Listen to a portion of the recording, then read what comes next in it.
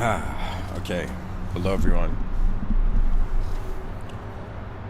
Welcome to another episode. Hopefully, my voice is loud and clear.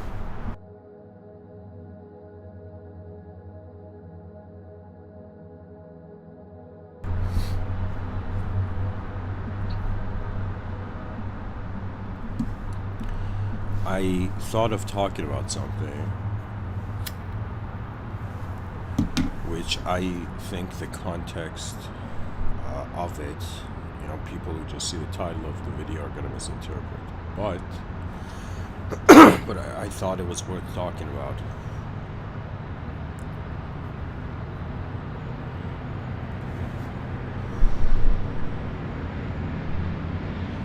What's the point of existence or existing if we don't engage in existence? I had a inner episode. I had this moment. I experienced this moment where I was thinking about the future of the human species, and somehow my mind presented itself to me in a way where I felt it's kind of too late. It's kind of too late to fix certain things. And I don't know, I just had this feeling of what if the species will fail?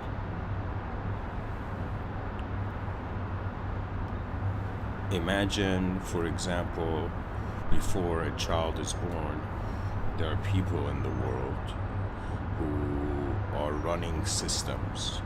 What the brain is its own system in a natural system.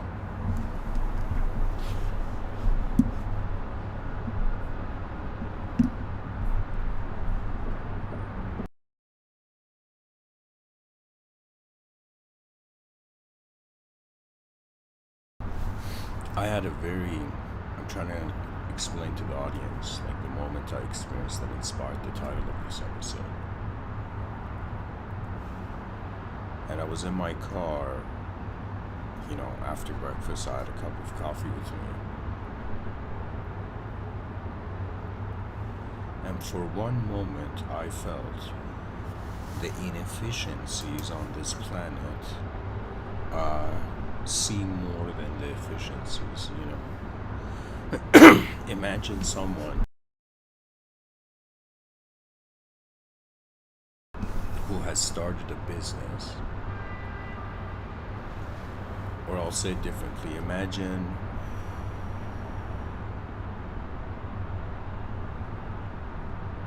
I don't know how to say it. I just felt the species may fail, and I wept. Okay, I felt this failure. I felt as if something I should have interfered with, something I should have done, I didn't do, or I couldn't do. There was that sort of feeling. And I experienced, being a grown man weeping in my car, And something unique happened. I experienced this emotional moment where I felt a collective failure. I felt it's kind of strange talking about it, but I had a feeling that the problem I intended to solve with my lifetime, as if for a moment I still had failed to solve it. And so I had this emotion. I'm a person who is very sensitive to how my mind moves. I usually don't get emotional, but when I get emotional, those emotions are kind of like, as if you're walking and a spear out of nowhere is thrown into you. Do you know what I'm saying? Like,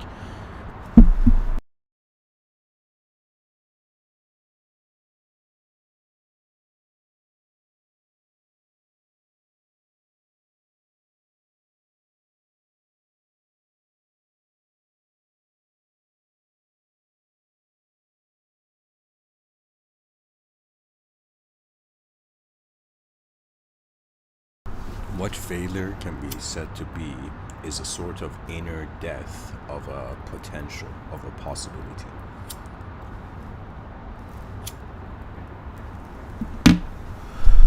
So I had this very unique experience. First, to explain the experience, then I'll open it up into the talk. I'm sitting in my car. This emotion out of nowhere arises in me. My eyes get, teary. And for a moment, I have this intensity as if, imagine someone, let's say, working on an engine of a car, or imagine you're working on something and you suddenly realize what you have been working on is a small part of the actual problem. Imagine you've been under this view that you're trying to solve a giant problem, right? But then you begin to see the problem you thought was giant you were solving is just a small part of something much bigger. So pretty much I felt I have failed the species. That's what I felt. And this feeling was very intense, and there's this concept in ancient Greece and so many different cultures it exists, but there's this idea of the logos. And what the logos is, let's say in accordance to the eyes of Heraclitus, Socrates, Plato, Aristotle, these guys, what the logos was pretty much how the spirit of the world translated into an inner guiding voice. So imagine I'm someone, going through this intense emotion in my car, and I feel a sense of panic, a panic, not of something external, but an internal panic of having not done something I felt I should have, which I didn't know what it was.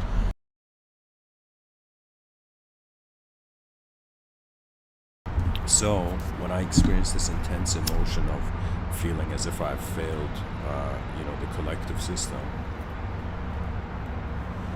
suddenly I heard a sentence in my mind. A thought arose to me where it was equivalent to as if somebody was beside me. That it was as if like an invisible voice out of nowhere appeared as a spontaneous thought in my mind.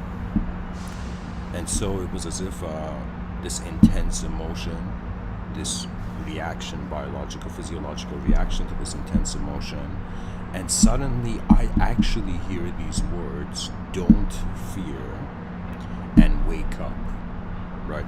As if I'm in this internal feeling of like as if I have failed the collective. And suddenly I hear this voice, "Don't fear, wake up," right? And then that sentence translates like the second wave of consciousness to that sentence was in some sense, wake up from your failure.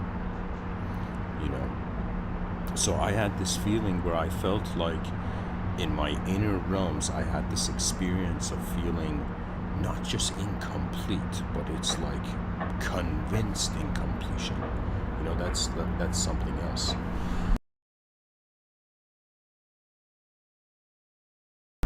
Pretty much I was weeping because my mind had felt hopeless in a circumstance of its own creation.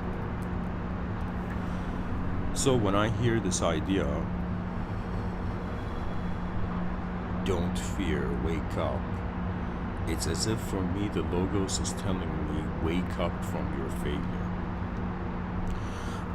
And that's something that, emotions sometimes hide, that you see, by the nature of being a mind moving and a subject moving an object, and also simultaneously being an object moving a subject,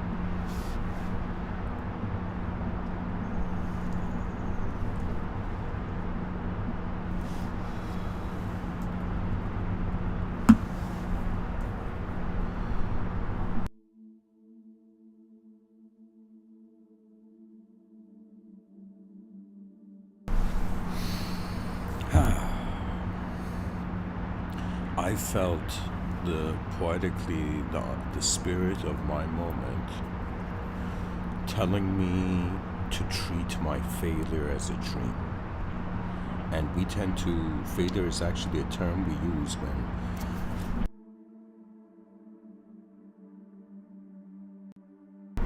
something is noticed to be incomplete in reality. So, my mind for the first time had this attitude where I was like, okay, let's say I failed.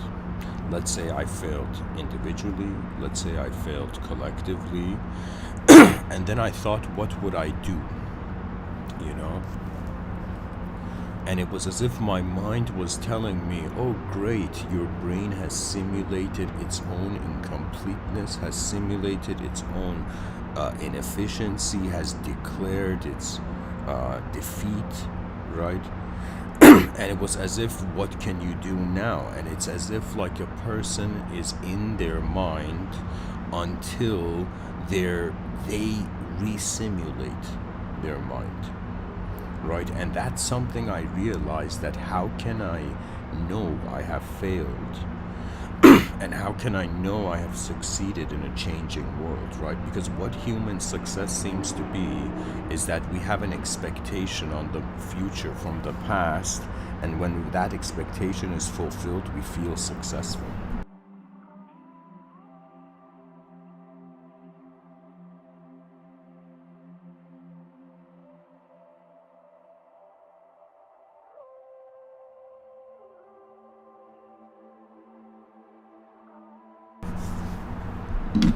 Life is ultimately an intense movement.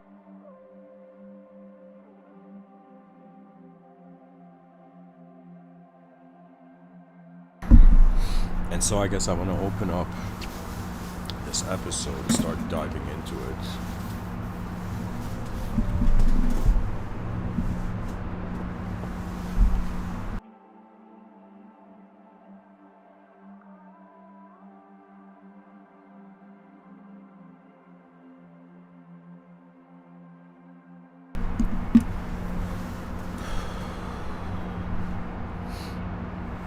By the way, in the subtitle I've written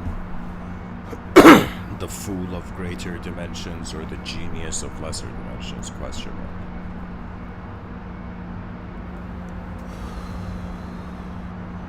I guess I'll paint this picture for the viewers that there is 8 billion creatures on a rock in the middle of nowhere.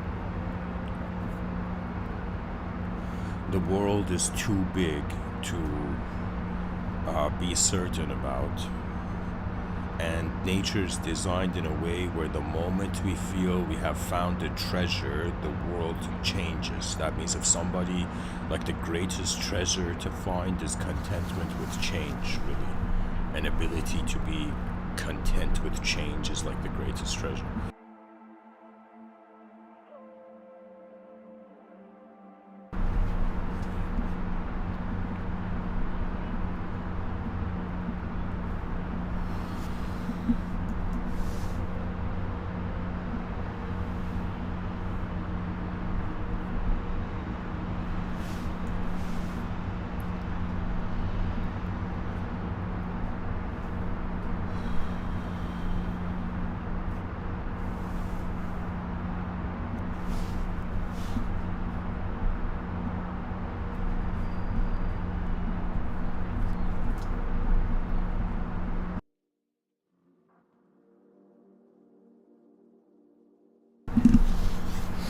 The human being, from one person's perspective, as you're listening to this podcast,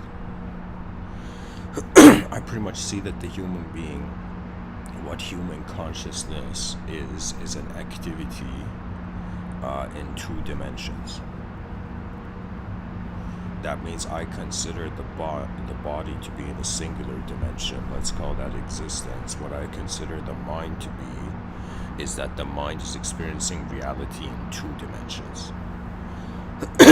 Really, if our minds did not have a capability of an acknowledgement of the duality of reality, there would be no such thing as individuality. That means we are individuals because we can see ourselves beyond individualism. There is a capability in the human intelligence to be an individual existential position, but there's also a capability for the human being to be a psychological collective rhythm.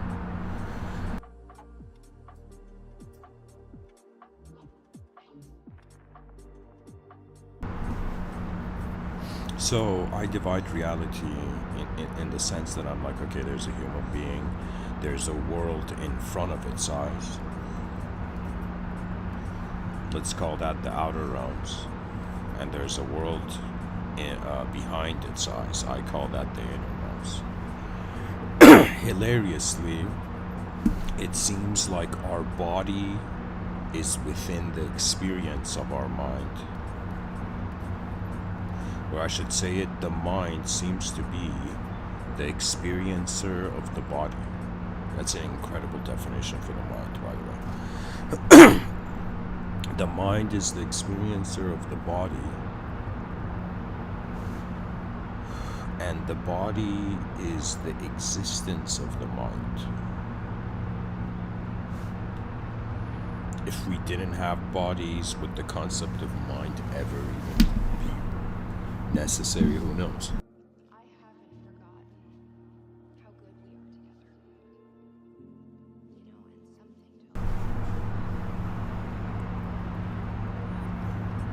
So,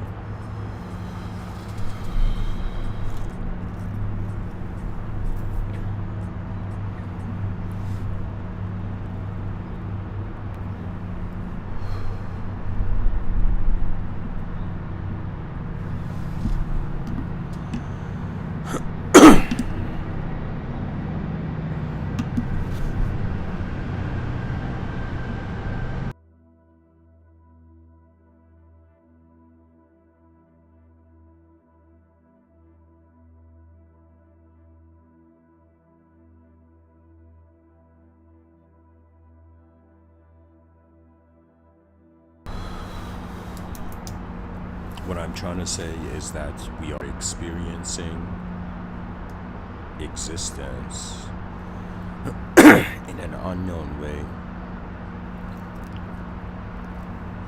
and we are existing experientially in a known way. In other words, human intelligence is rooted in poetically two dimensions. One dimension, we find physical, visible, real content. Like this table in front of me, it is real. But if I close my eyes and imagine a table and imagine myself banging on the table in my inner realms, it's like poetically there is no sound, that inner realm. It's like an idea is tangible to consciousness, but it is not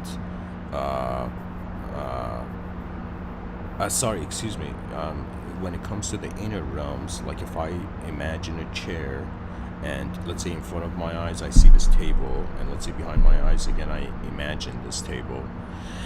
So the imagination of the table has visibility. I can see my ideas, but I cannot touch my ideas.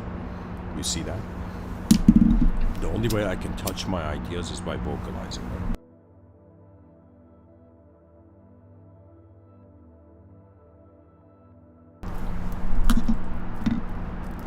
So, what I'm trying to say is that I had this intense emotional experience of feeling a void value to my conscious experience.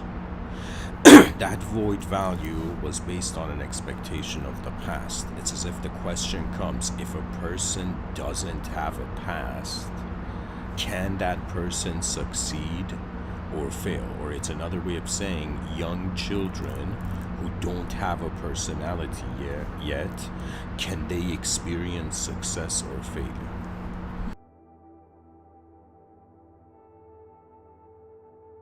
Does the success and failure have an interpretation, a value for them? You see, the way the human being is designed and the child is born on this planet is that the child is conditioned to be a person. But on some level, if let's say a child is not taught language, it would be like Tarzan. It would be as if like the silence of the body's life would be enough, right? But us human beings, we're as if a part of our evolution required to look at a silent cosmos and make noise in it.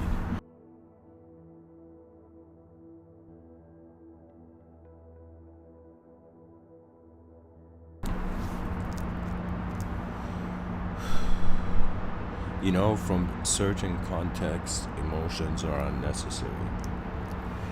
But from other types of contexts, to live is like to be an emotion's actuality.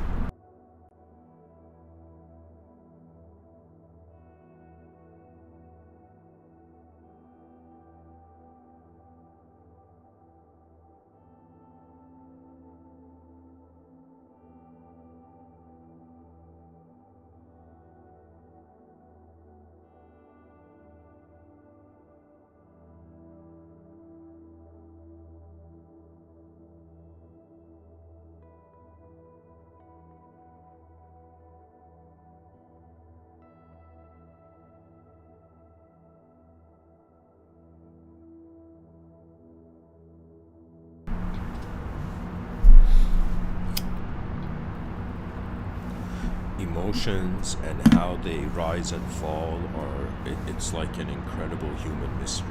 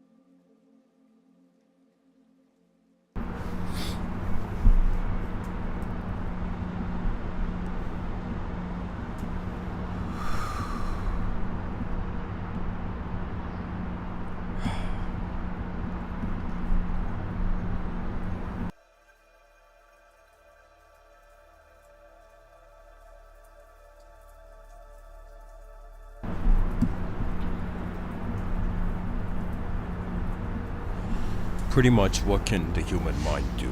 I have considered that there's 4 dimensions really intelligence can move in conceptually. So we have pretty much on some level, it's like we're this physical being, this matter in space. Those are dimensions we got to deal with, you know, and simultaneously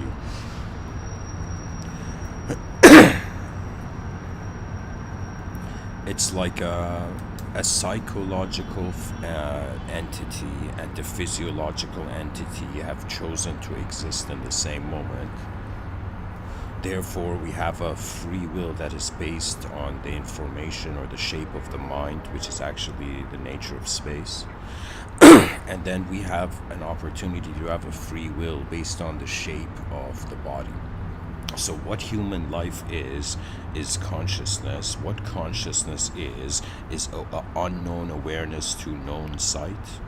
That's the best definition of consciousness, I think. Unknown awareness to known sight, to knowable sight.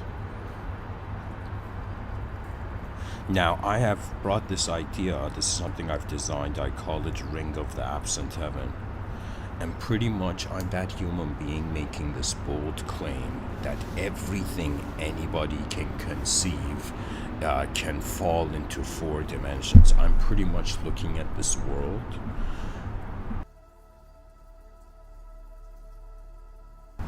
I am looking at this place called Earth, and I am actually seeing 4 dimensions that constitute it. There's 4 corners to reality, 4 quadrants, 4 sectors, however way you want to see it. So I'll give you an example. The most incredible example. A human being wonders what can happen in life. I think that's the best example to start from. So a human being is wondering, okay, I'm alive. There's some sort of light of consciousness in the dark room of the cosmos. And so in some sense, what can happen to a self in a world? For some reason, I felt if I could solve this problem, I have solved all the problems. But on some level, the nature of reality is that the known mind can try to box the unknown, but the unconscious, the unknown is greater than our conscious knowledge. So anyways, I'm like, okay, I'm this idea of a human being, the subject being an object, this, let's say abstract imagination-based subject is moving a real,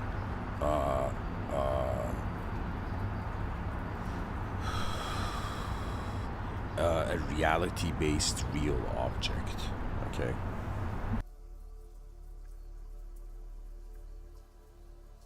In some of my talks, the thing I'm going to explain to you right now, I've also phrased it that these are the 4 dimensions and states of mind any human being needs to access in order to unlock a state of advanced communication. And the most advanced communication of the individual is hilariously the most advanced expression of the collective state. So it's another way of saying the most advanced communication is the most advanced communication of the universal sector.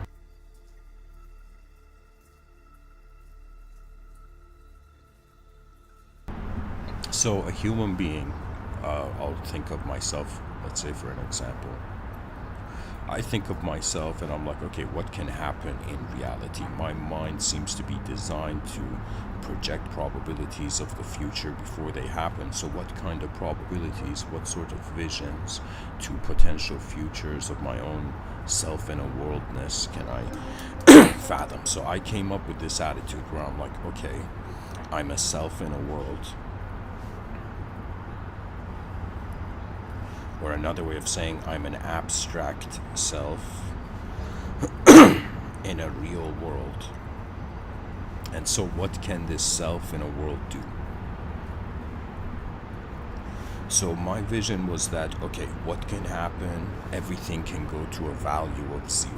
So I can fail, the species can fail, the world can fail, let's say the galaxies can fail, the sun can fail, and poetically, if man's free will fails, if man fails, it's kind of like God has failed. Do you know? It's kind of like man's failure is the God's failure in the sense that the inventor's failure is the invention's failure is the inventor's failure.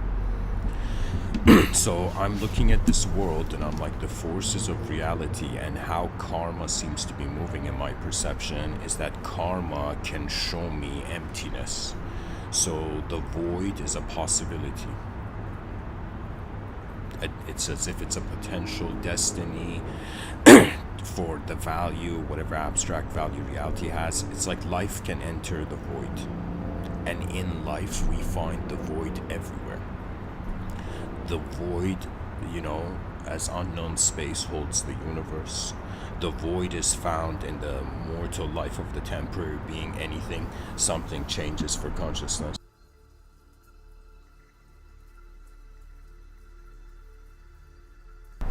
Pretty much there's an experience of reality.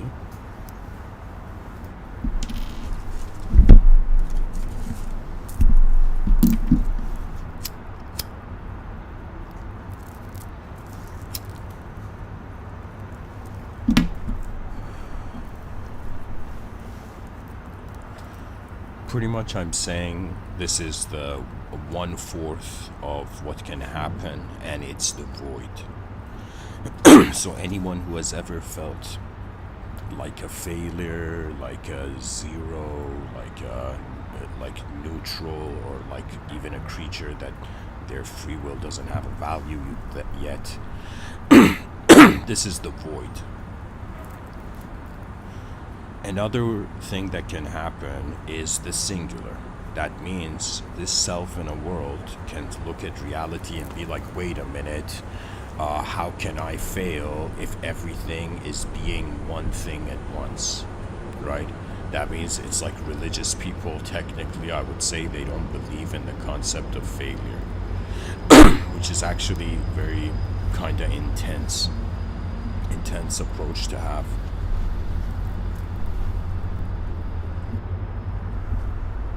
It's as if, how can someone not believe in failure because the success was never in their hands? That means, think of someone who is not the coach. Let's say there's a soccer player sitting at the bench of the soccer game, and imagine there's a coach and there's soccer players on the field. So if the free will of the coach fails, it's as if from the perspective of the coach, there's the failure is way more intense, right, than from the perspective of that, let's say, new soccer players who's sitting on the bench.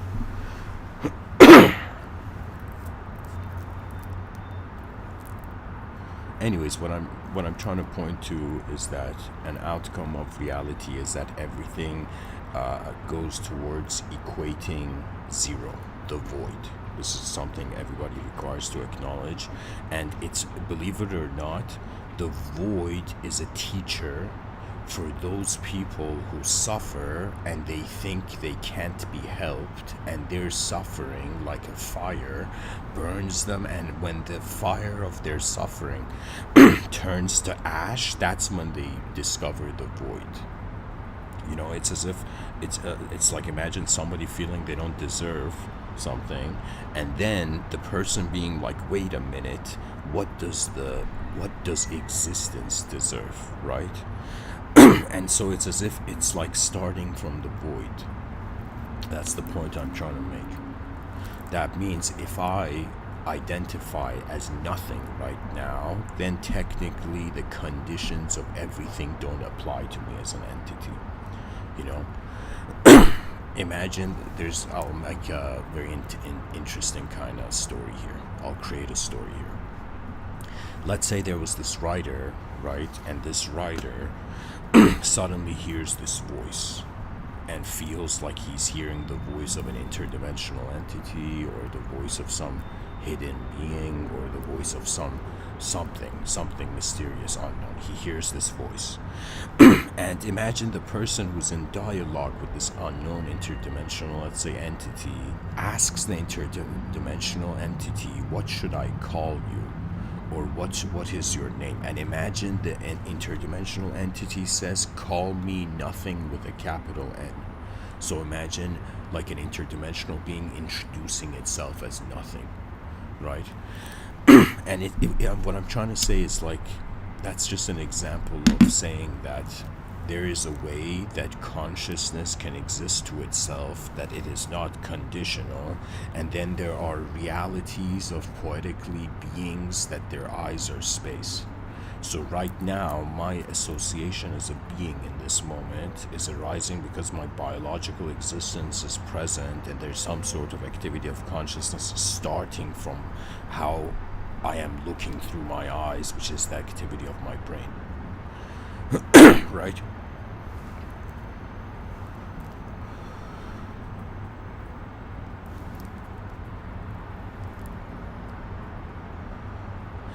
If I identify as nothing, then I cannot be anything, and if I cannot be anything, there is no karma, and there is no failure, and there is no success. It's like, what I'm trying to say is, there is a dimension, there is a state of mind on this planet, and those human beings who enter the void, in a matter of speech, no pun intended, by the way. So those people who their attention finds the void, or let's say they go to the void lands, you know, they go into the void.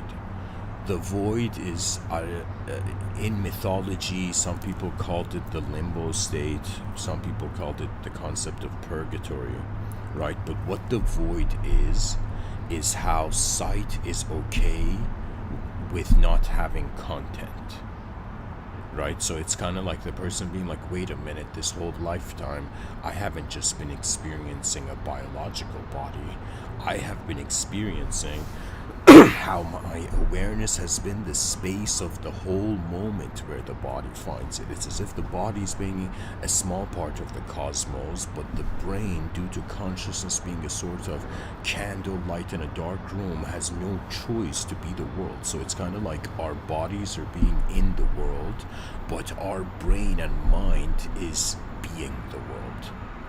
Okay? So if the mind fathoms itself empty, then it becomes a sort of unconditional existence. It's another way of saying to be a concept without a context. It's like even the concept is no longer the concept without the context. But I'm saying pretty much the context of the destination of reality can be void. The other is the singular. The context of destination of reality could be singular. The one that we are currently in, the one where the idea of civilization and its advancement exists, it is in the dualistic dimension. Okay? It is in the duality sector of reality. And so what does that mean?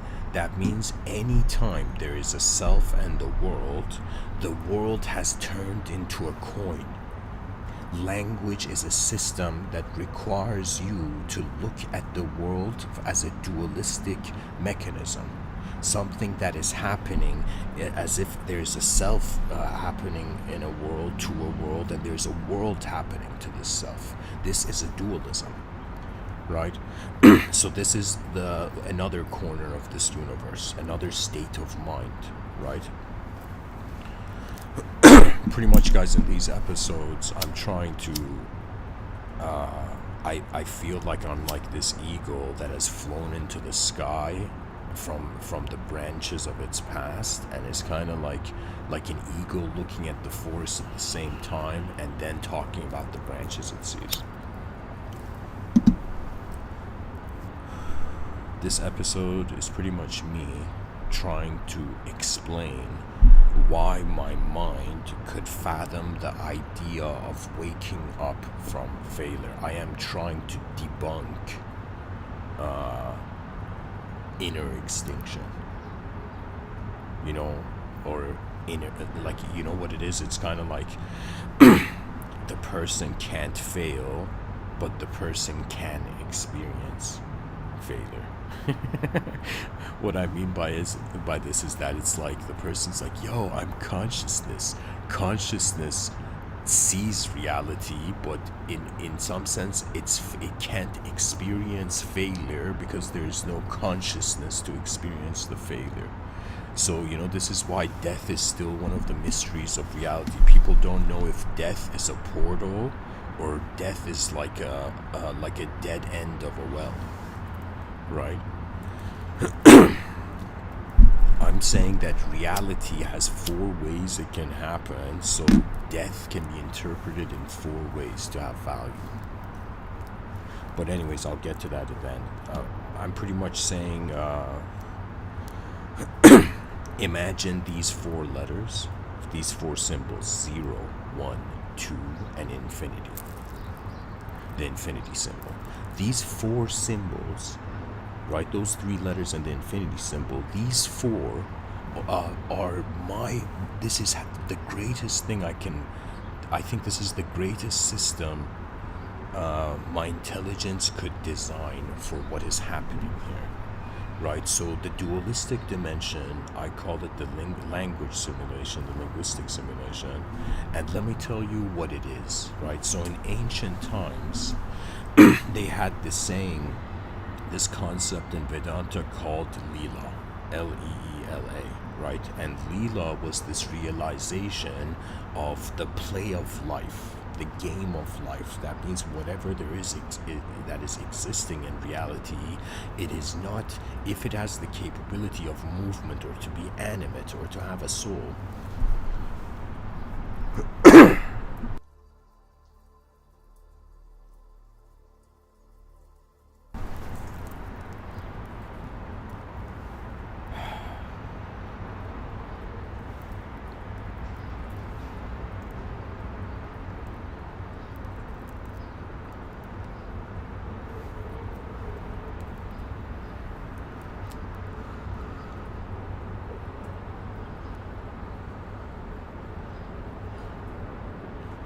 It's kind of like reality, the knowledge of reality and the unknown are, or I should say this way, the visible and the invisible are both happening in an unknown way. That means that which is experiencing knowledge is happening in an unknown way. We are an unknown way that the unknown gets to know itself. That's really what the human experience is. We are designed to notice the transcendental mystery to reality.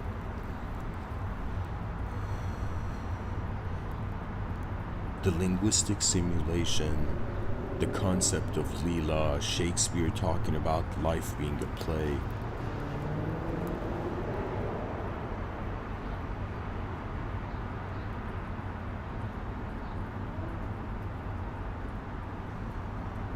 There's 4 levels to this game. You know, I would say poetically in a Mr.Withinian school of thought,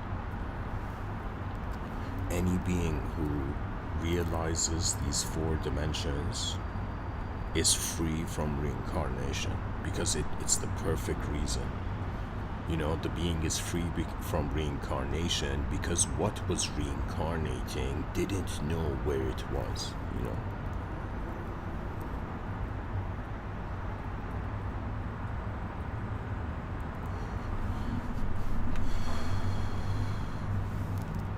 We can say the body, the biological body, is the torchbearer of cosmological dualism.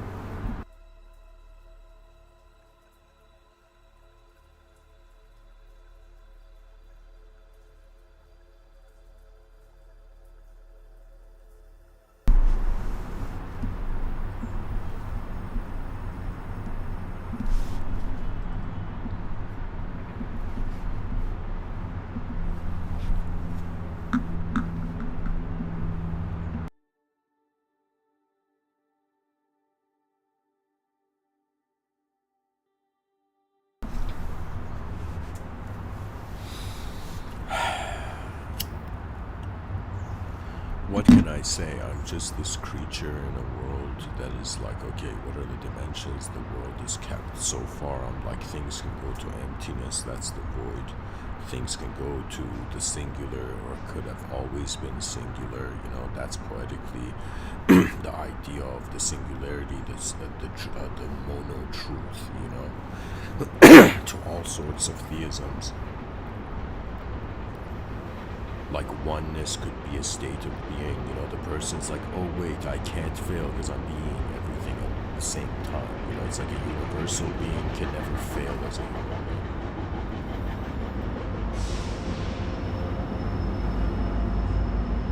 being. It's like the regret of divinity in the void moving at all is all the ways it could have moved. You know, this might sound strange, but I feel every human being is in a romance with their own past. And so it's as if their past is the value of the world. Pretty much, it's like when I think about what my memories are, my memories are archives of instances of karmic behavior where there was a self in a universe and the world went forth. I look at reality, all language, all knowledge, the game of the known and the unknown. This is all in the dimension of dualism. So that's the duality that I'm trying to, that's the language, the simulation of language is how an object, a meaningless, how the periodic table became a subject to itself.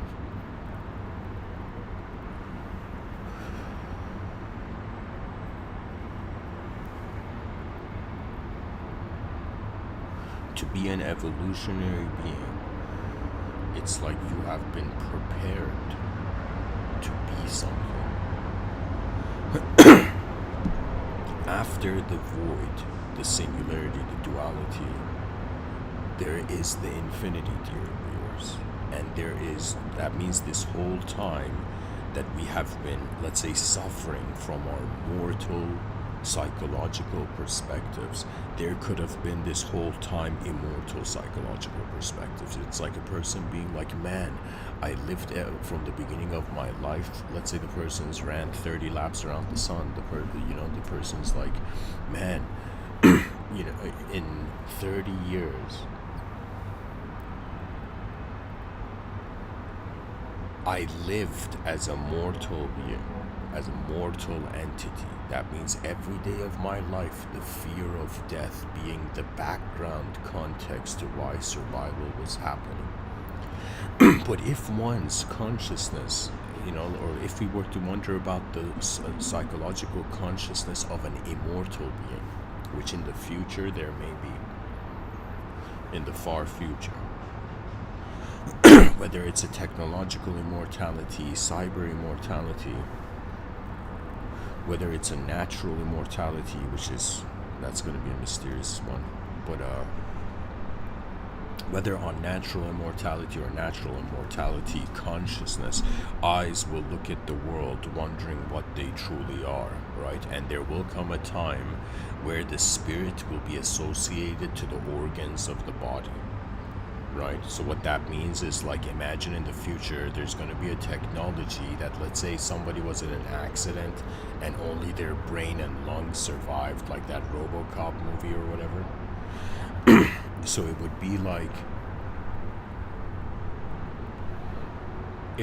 like technology would accompany limited biology in experiencing an attempt towards the full biology.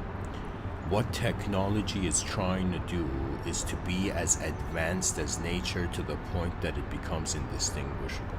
That means in the future, it's like nanotechnology would advance to such a degree that androids would be, it's like there could be androids living among us and we wouldn't know that they're androids because their bodies are made so closely to resembling the body of a natural biological being.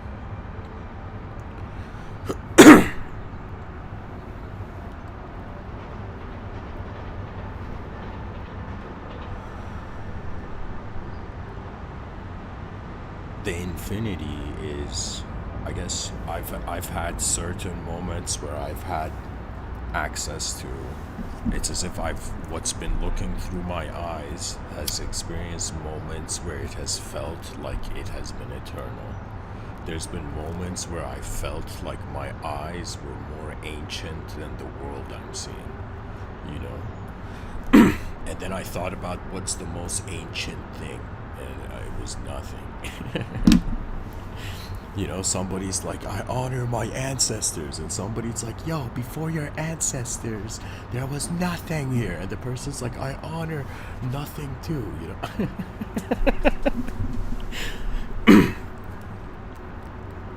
What we really honor is how we are journeying and what the value of the journey is. Every person is living some sort of life, and we're like, what is the value of it? You know? Imagine an immortal person's, hypothetically imagine an immortal personality's suffering. Like, would an immortal psychology have suffering? And the answer would be no. Suffering would turn into boredom for an immortal viewer, for an immortal being.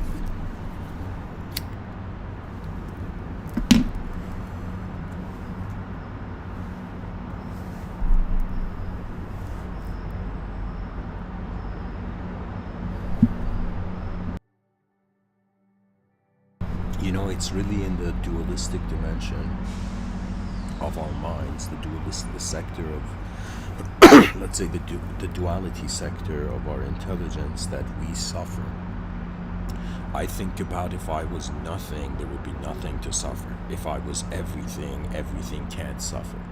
You know, if I think I am in everything, then that can suffer, the duality dimension. But if I think I am infinitely present, that means the person was like, okay, cosmos, you're gonna have the sun hit this spinning earth and create this situation where there is the absence of light and the presence of light, and suddenly let's say a certain potentially intelligent particles on the earth begin reacting.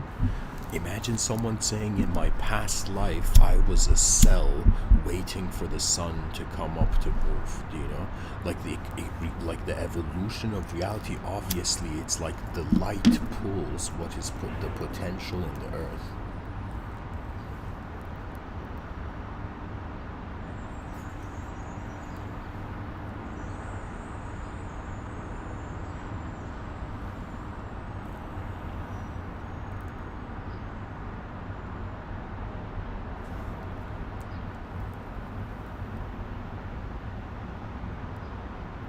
You know, there is this view, which is a bit of a, I mean, think of it as a time, like from the perspective of a timeless philosopher, no idea has a value greater than what it can be. But in ancient times, they had this view where they would say the terms Mother Earth and Father Sky. And there were some people who would interpret that what Father Sky was like a beyond the clouds, poetically celestial intervention. And just like we have ideas of, like, let's say Zeus in Greek mythology coming down and, you know, getting to know Hercules' mother, right? So it would be as if whether an people have this view like an extraterrestrial fornicated with a terrestrial, and that's the mystery behind our evolutionary ancestor, right?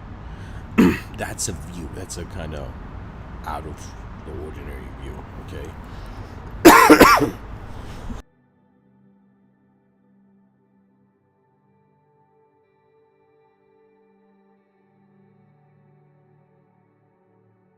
So somebody else can have this different view that instead of extraterrestrials fornicating with terrestrials, right, with the let's say ape or chimp or whatever it was, right?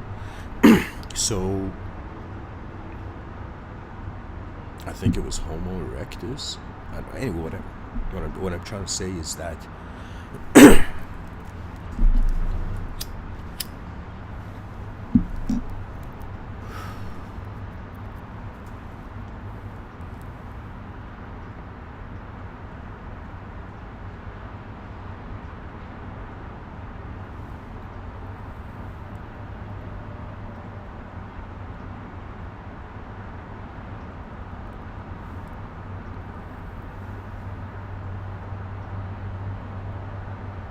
it's like, imagine an extraterrestrial that wants to have consciousness grow on a planet. Imagine, like, hilariously, I'll create this idea. Let's call it the extraterrestrial gardener of consciousness. Okay, so imagine there's this next level celestial being, and this celestial being's like, man, I want this whole cosmos to be filled with life, right? So the celestial being uses the sun as a sort of broadcast mechanism of the code of intelligence. Okay, because light is an energy, it's the smallest energy carrier system, right? So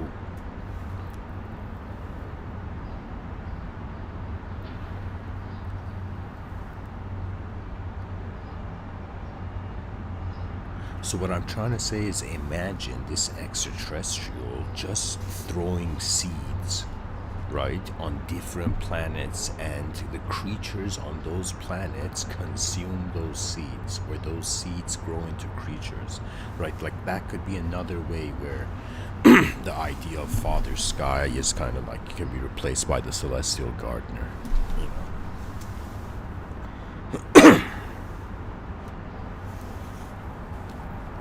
But anyways, what I'm trying to say is the human psychology has an ability to treat itself like an infinite being and treat the world like an infinite occurrence. Why? Because it's temporary first. And it's like, what is the purpose of being temporary? To be temporary is to be a creature in a condition. What's the purpose of an unknown attention being in a condition?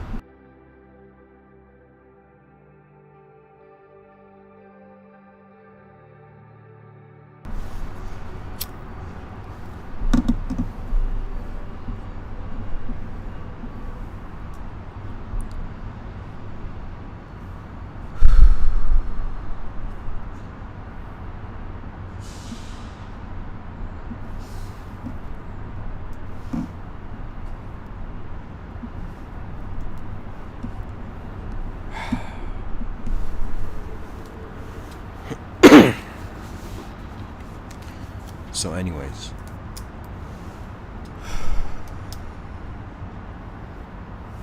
in order for humanity, you know, I'm this person who's like, okay, let's say I fail, and yeah, let's say I fail.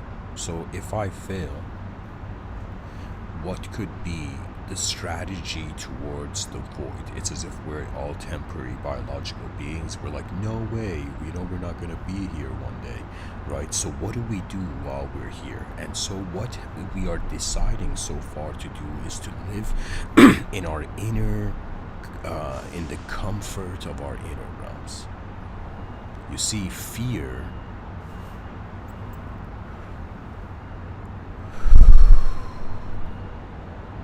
is an excellent, fear is a great clue, you know, it's a great clue of the mysterious relationships our conscious framework of reality has with the unknown potential that encapsulates it. Right now, I am being a dualistic entity, self and world, body and mind. I feel like I've explained it well so far. The notion of an abstract self in a real world. So we are starting in this duality, and okay, check this out. So let's just go with this context of the ring of the absent heaven, 0-1 to infinity, 0-1 to infinity, 0 to 1 infinity. So it's as if like we are starting in the dualistic dimension, and in the dualistic dimension we have the concept of chaos and order, pretty much genetical intelligence. Like in ancient Greece, I believe the first god was chaos, Kronos. Kronos spelled with a K, you know, and then I believe there was, after Kronos, there was Kronos spelled with a C. Right? So time can be applied, interpreted in a universe of order, and time can be applied in a universe of chaos. But time was like one of the first warriors to face the chaos. That means the concept of time, even though scary to the human position, but it's as if it's like a hidden warrior in a different battlefield, you know?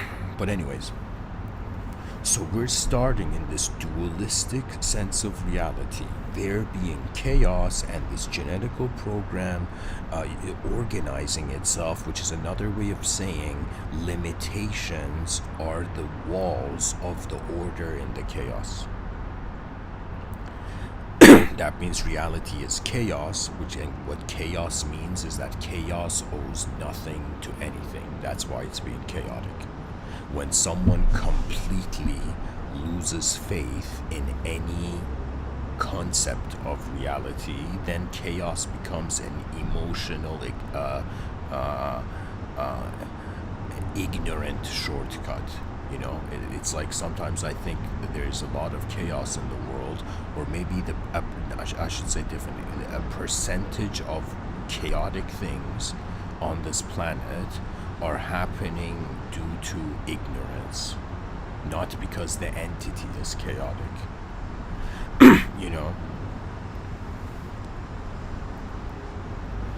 Back in the day it was the survival of the fittest in one world. Now it has become survival of those who are aware of most worlds. That means it's another way of saying the most skilled individual in a group of individuals is that individual which has looked at the moment from multiple angles, right?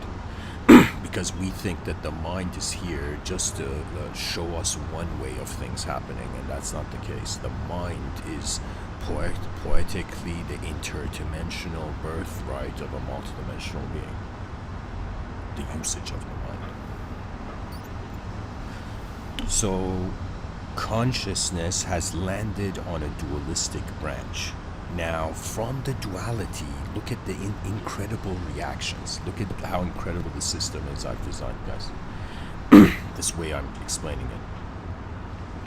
If we are in a dualistic dimension, 4 quadrants to reality, we are in the dualistic quadrant.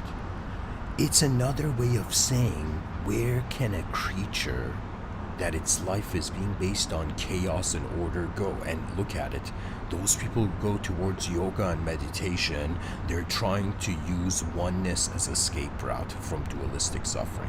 Those people who go to the void, they're trying to use how nothing has a value to, in some sense, retaliate against the dualistic suffering. And there are those who are usually futurists who, in some sense, for them, they are like, okay, I'm suffering in a dualistic system, and I realize that this dualistic system is based on how the void was here, then there was anything at all, and then that singular moment could multiply and be conscious of its multiplication, right? So what I'm trying to say is that the past was nothing. The present, I should say it differently actually. The far past was nothing. Then the near past was everything. And then the present is dual. And the future is infinite. People don't realize it, but the desire of the human mind goes beyond humanistic value. That means in front of our eyes we're a human being when it comes to the mind, but if we close our eyes, what is actually looking at reality is like we're looking at the screen of the moment. This is like, existence is so bizarre that the way the consciousness of an entity in a world has arose is that in some sense it's a space and the shape of space. Consciousness is like the shaper of space,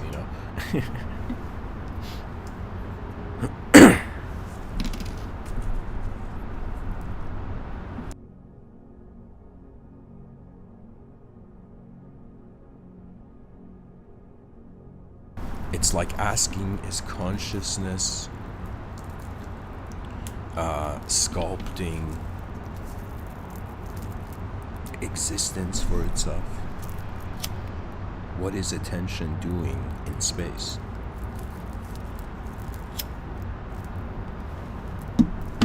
I would say physical reality is a great source of meaning, but it is not the only meaning. It's not the only source. I have the choice of treating myself as if in the value of the moment is nothing. I have the choice of treating myself as if the value of the moment is everything happening at the same time. I can have this view that the meaning of the moment is that there's till the end of time, it's going to be like a ping pong game between the chaos and the order. That means what reincarnation is how the world is repeating itself, not the individual. Imagine somebody being like, wait a minute, am I reincarnating or is the world looping? So to be honest, when a person realizes, or let me say it this way, the infinite way would be like the person would say, if I was an infinite being right now, what sort of emotional spectrum would I have access to? That means it's as if, I think if in an immortal civilization, the concept of a surprise may dull. So comedy, like in the future, to make an immortal being laugh is going to be like one of the hardest things that comedians can do in the future. You know, can you imagine a stand-up comic and there's a bunch of immortal beings just listening to the stand-up comedy? And the person keeps saying different jokes. It's like, hey, what about these human beings? What about this dimension? You know, the airplane food of this dimension, you know? And so the immortal beings have no expression, nothing. And imagine this stand-up comedian at the end of his, like in the middle of his show, he says, what's wrong with you immortal beings? Why can't you laugh? Right? And the immortal beings in some sense say, because we cannot get surprised. I don't want to say that's the disadvantage of immortality, but it's pretty much because we are temporary. Because we can fail, the thrill of success exists.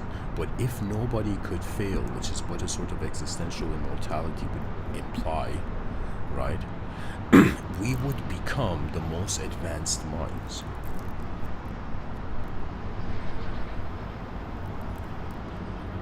Because when I think about what's the purpose of being a biological entity in space, sure, I mean, like, appreciate the pleasantness of your, you know, roller coaster ride of a lifetime, but at the same time, it's as if, what is the value of something that is updating, you know?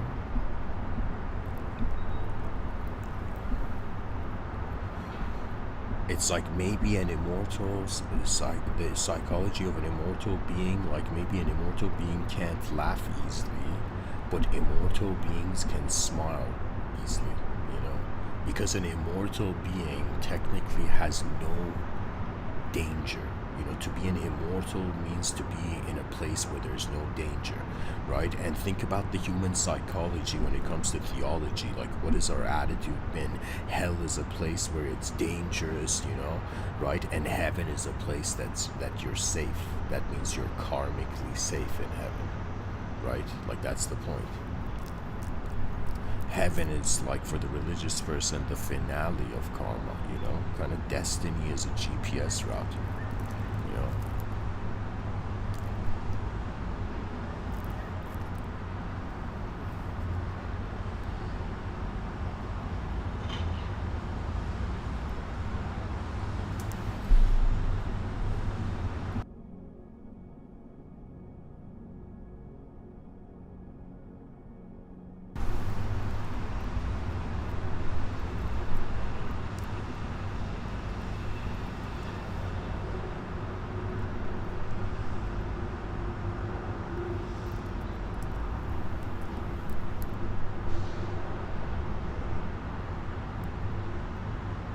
You know, it's kind of like a person looking at the world, you know, and being like, what am I doing in this world? And then the person being like, what is the world even doing here, you know? You know, imagine a person, you know, imagine some, you know, let's say this guy got into heaven, and in heaven he could ask a question from God, and imagine this saint who got into heaven says, God, why did you why did you do this? Like, why did you make life, why did you shape existence like this? And imagine God, or why did you create the world this way? And imagine the voice of God says to this character in the story who's made it to heaven, God says, so you can deserve reward. You see, the whole idea of Adam and Eve falling from the Garden of Eden is the idea of consciousness not realizing it deserves the world. It deserves where it is. You know, that means if Adam and Eve knew they deserved to be in heaven, when God said, why did you eat the apple? They would have been like, yo, it's like you put us here. You know, why put us here if you don't want us near it, you know? So it becomes like they didn't rebel, they didn't retaliate, they just accepted their mistake.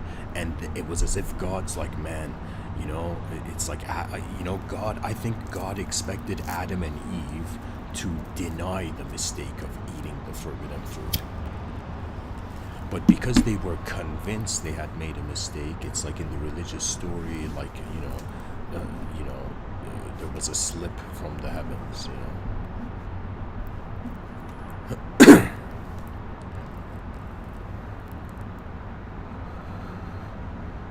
For me, some part of me, it makes sense, like, okay, if I'm a physical being, sure, there's the failure on a physical level, you know, but then there's, if I'm a non-physical being, how can a non-physical being fail?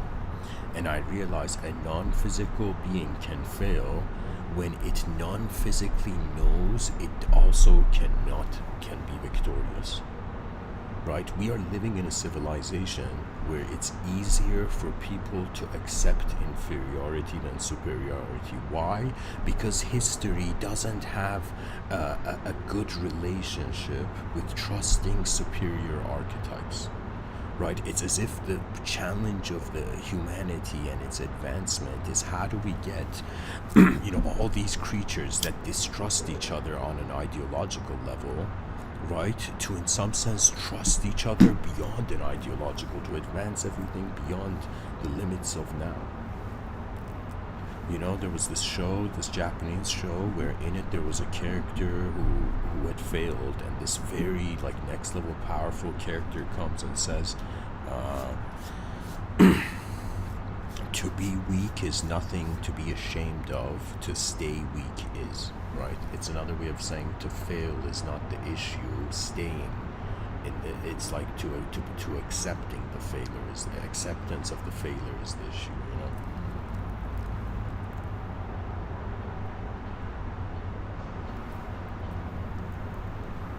So similarly, to be in an weak and inefficient and dishonest civilization is nothing to be ashamed of, but if we stay as a corrupt and weak and inefficient civilization, now that's something that's, it's like, worthy of shame. Because shame exists whenever there was a better way of having the moment happen,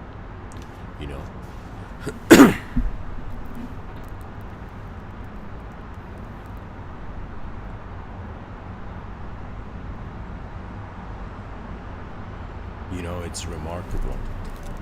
The nature of the mind makes life in a way where the person's like, am I living in a world, or am I how my brain is happening? Right? That means it's like, could physical reality be the soul of a non-physical reality, and a non-physical reality being the soul of a physical reality? You see what I'm saying?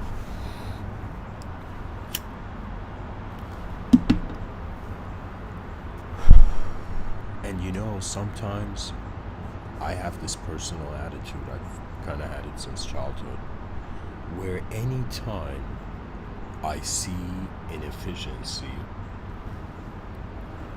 I wonder, it's as if the purpose of failure cannot be failure. You know what I'm saying? It's as if the person's like, why is my attention looking at a problem? And it's as if the problem's purpose is to be solved or to be understood into a superior context, Sometimes the problems of lesser dimensions are solved when we attempt to solve the problem of a greater dimension.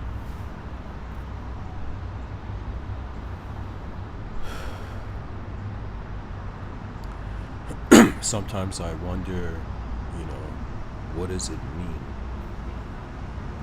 to be a natural being when our language is an unnatural dimension to reality, when behavior in civilization is on a natural level to reality. Do you know? It's as if we're in a world filled with simulations, and we're like, how can truth exist in a world filled with illusions?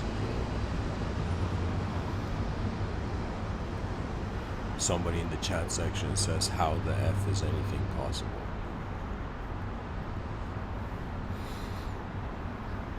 Welcome to, the mystic's boredom. This is real mysticism. Real mysticism isn't, ceremonial, past cultural ceremonial ignorance. True mysticism is realizing, holy shit, the whole world is happening in an unknown place. And what language is the retaliation of an organism in how overwhelming it is that the world doesn't have to mean anything. So what I'm trying to say, it's as if like you kind of see it in the debates between theists and atheists, and the theist is saying God is everything, and the atheist is saying God is nothing. Now the hilarious thing is, both statements take the attention to kind of their conclusions. So the atheist, when he says, okay, God is nothing, the self is an illusion, it's another way of saying, okay, if I am not a self and I am nothing, so how can nothing exist? You see, this is one of the biggest philosophical problems. And its solution, this is why I realized on some level we can never know what nothing is. So we can never, like, life cannot have a how do I say it? Either death was never death, or there was only life.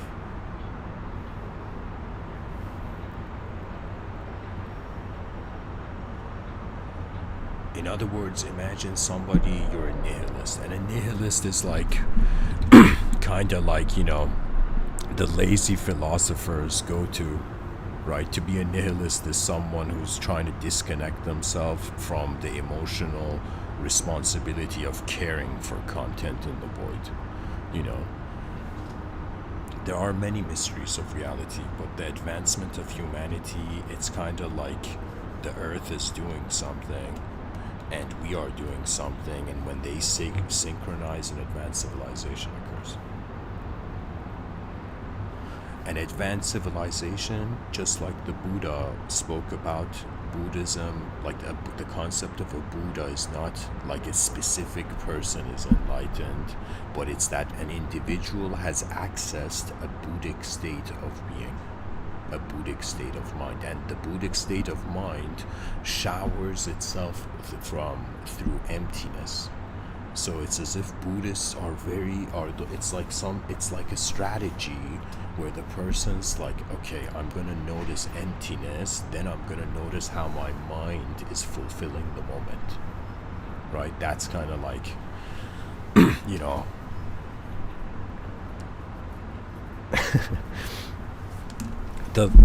Buddhism is a state. That's what I'm trying to tell you. It's a state of mind. Just like peace is a state of mind, to be a Buddhist is a state of mind. It's just how attention is being piloted, right? True mysticism did not ignore the unknown or replace the unknown with any ideology. That's true mysticism. Mysticism is another way of saying a person has, for a moment, just paused the life they are living in, all the simulations of their mind, in all the simulations of their perspectives on reality, right? And it's as if the mystic is being like, okay, something is happening that's unknown, like life is an unknown event and we're an unknown participant. So the greatest thing the unknown participant can do with the unknown activity of the world is to be like, okay, why is there any activity at all? For me, the mystery of consciousness is like, why is there anything?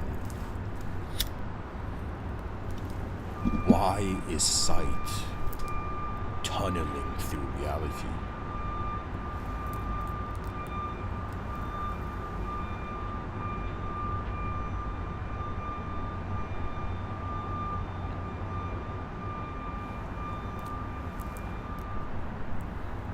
So my response to the question in the chat section, how the F is anything possible, is it's instantaneously possible. That means in a moment where the free will doesn't put an effort, it realizes in what worlds it instantaneously has access to. To wake up from one's failure is to realize that we are living in 4 parallel dimensions, 4 parallel universes to the universe. In one parallel universe, nothing is the first, let's say, code, the first archetype. Existentially, we're being everything. It's like, how are the moments in existence connected? And at least we know it's consciousness that separates itself from the world to be able to move in it.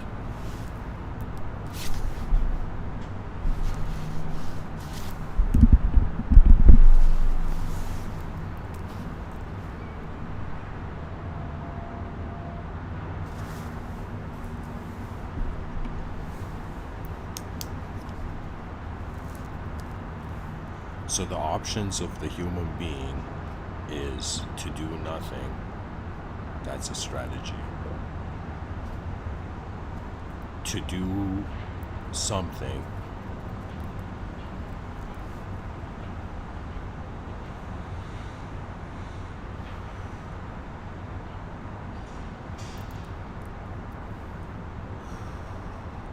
I'm trying to say, it's like I'm treating the mind as an airplane, and I'm trying to think in from how many different platforms can the mind pilot into the free will's trust of the rhythms of the world in order to be active.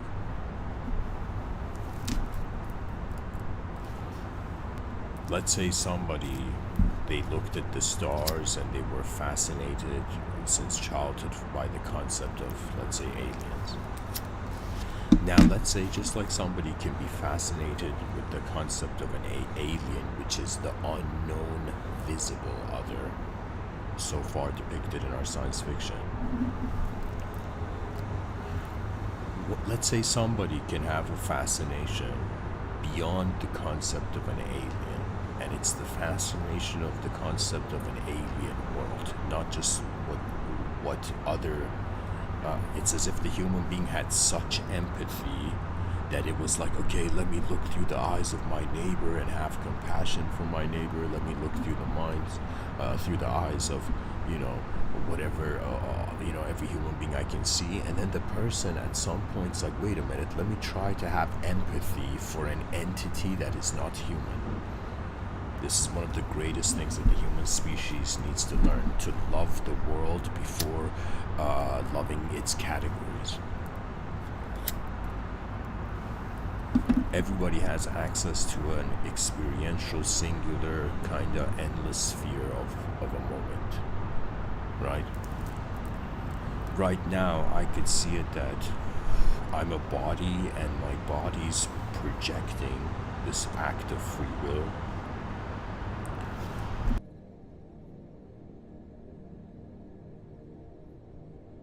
And because this conscious agency being an act of the free will, because in the world it appears dualistic, known and unknown, the person considers an unknown self.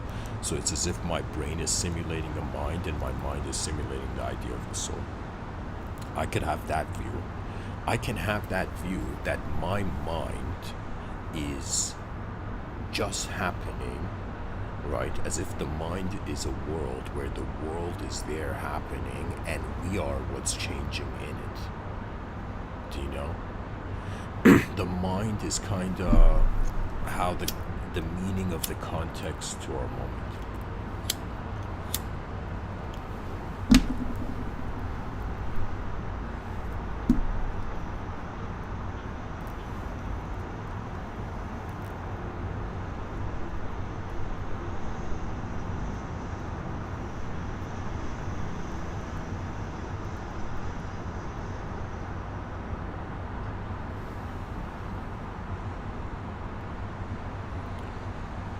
You know, there can be this view that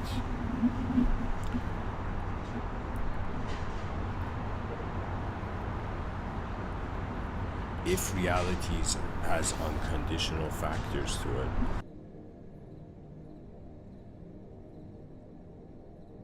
how can the conditions of reality, satisfy an explanation for it?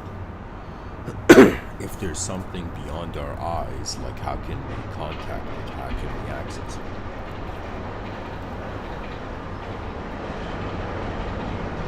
I honestly think deep down what intelligence is how a conscious being trusts what they're being. This is really it. When we trust the moment, then the content of the mind in the inner realms is accessible. The mind can be seen to be simulating the body and the soul at the same time. So it's as if it's a physical being simulating mind and soul. It's a mental being simulating, the physical body and the non-physical soul. And then it could be that everything is a simulation of the unknown. Just like somebody can say the present is simulated from the future, somebody can also say the present is simulated from the unknown. And what that means is that the unknown is moving knowledge, so when knowledge doesn't trust how it's being unknown, it fears the unknown in the outer realms. It's all about the nature of your attention. Imagine every person's attention, like any person who concentrates on anything or just can notice how their attention is moving their moment, right? Every person's attention is hilariously like a perfect metaphor for everybody's unique, let's say, Jedi lightsaber. So think of it this way, that your intelligence, your attention, your conscious attention is the lightsaber of your DNA,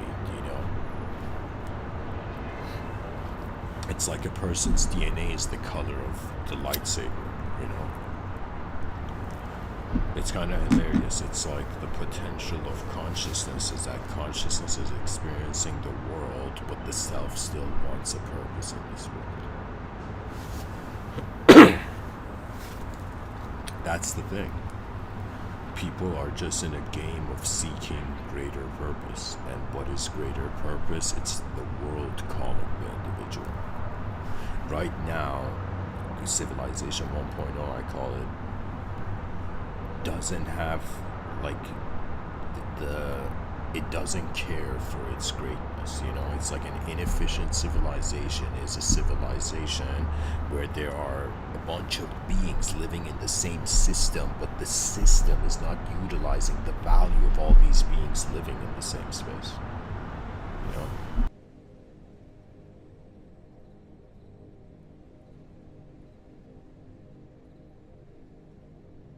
It's like an advanced civilization cares for the hidden potential. It cares for the potential of the hidden life of every human being on this earth.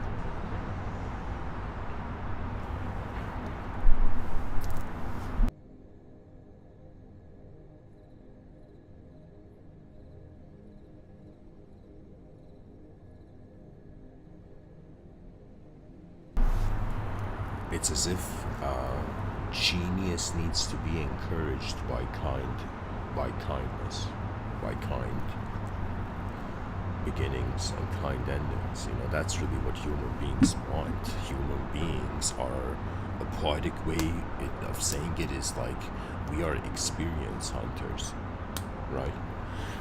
So think of it this way: what does the human being do from the beginning of the day? Just like a bee,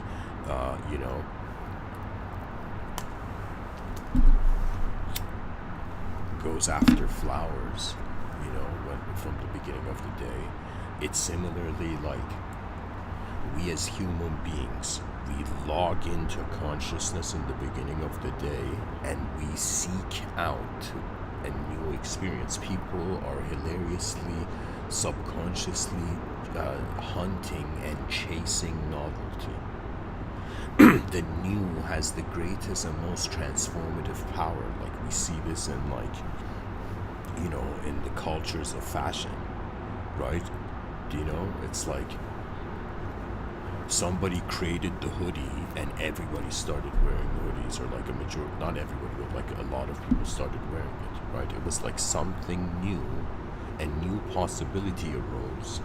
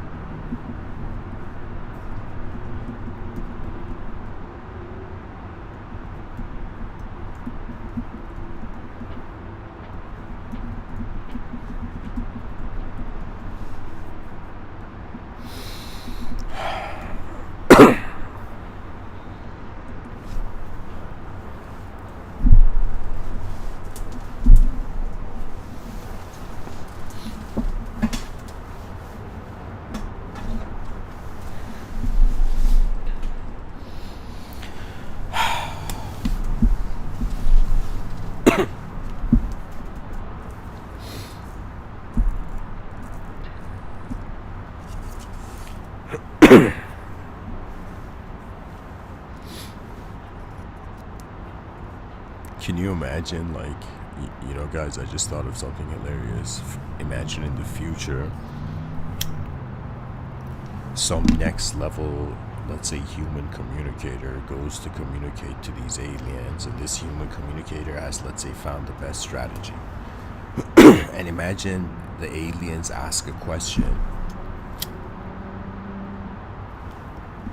from the human communicator in their alien language, right? And the human communicator, or think of it this way: imagine the extraterrestrials, through point to I don't know how to say it. I'm saying if the first human being to communicate to aliens, if the aliens asked the question and the human being mid-answer coughed, the aliens would have to think, what did the cough mean? Do you know what I'm saying? The future is the potential of how the mind can move in this moment. I'm that human being saying that we're living in a civilization searching for knowledge, just like people, let's say, can be violent seeking money. A person can seek knowledge violently, right? But the idea of knowledge is kind of strange because it's the idea of what can exist when we know everything. Imagine whoever you are listening to me right now, imagine all simulations evaporated into the clarity of like the ultimate truth of your mind, right? It would be as if the person wonders about, if I knew everything that was happening in the cosmos, what would the purpose of movement be, right? Like if knowledge is the purpose of life, it's only because the unknown is allowing it. What the unknown is pretty much a non-conditional, I don't want to say just unconditional, but a non-conditional reality. That means our brains are in accordance to how we have valued the world. The brain's like a film projector projecting a subjective version of the whole moment upon the moment, and the imagination's like the freedom of how someone can wonder about what else the world could be.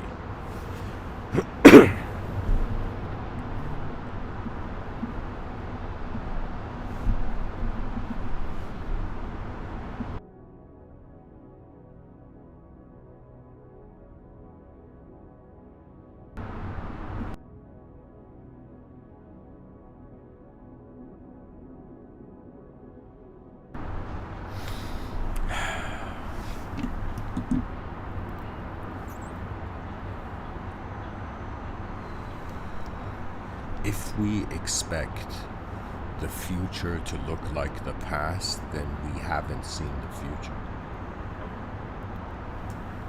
The future, one thing that is its promise, its advancement. That means what happened when human beings were dualistically living inefficient lives.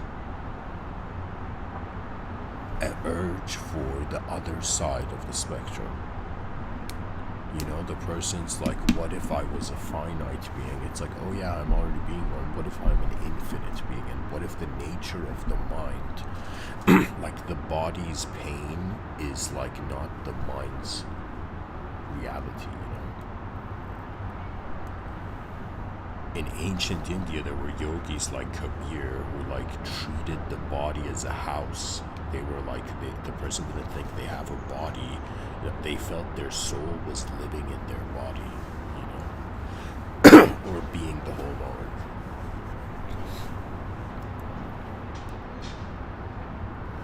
I feel what's going to happen is that human beings, or the whole species, is going to wake up from the simulation that a story cannot replace direct experience. And what's going to happen is the realization that we have one lifetime to present something within a collective system. You know, that means it's like we're piloting our attention. And what sort of value for the future do we have? Right now, if you ask about, you know, people, have you thought about what's going to happen in the next 1,000 years? And people are going to be like, I don't have time for that, man. You know, and you know, in a shackled system, you know, freedom becomes forgotten, you know. So it's as if sometimes it's like a system fails not because it's incapable, but because it forgets its freedom. What is our universal freedom, you know? They say the Universal Declaration of Human Rights, right? As if from a human position we're declaring what is our right in this universe. But now I'm saying, what if we're a universal being? You know, so so it would be the Universal Declaration of Universal Rights. That means, what is the capability of a conscious agent in an unknown world? You know, when I realize that poetically we're in this game of self and let's say an individual position of consciousness and a collective position of consciousness, now one can see that there's the individual known and the individual unknown. So in being an individual conscious entity, the moment has the duality of the moment. It's as if, okay, out of all the information that the brain is scanning in the moment to be something. What is an unknown factor? What is an unknown variable? What is a glitch in the system of the ideological meaning of life we're inhabiting? You know? And the glitch in the system of ideology is the observer. So what that means is there to be a conscious entity in the void. It's a mystery beyond logical certainty.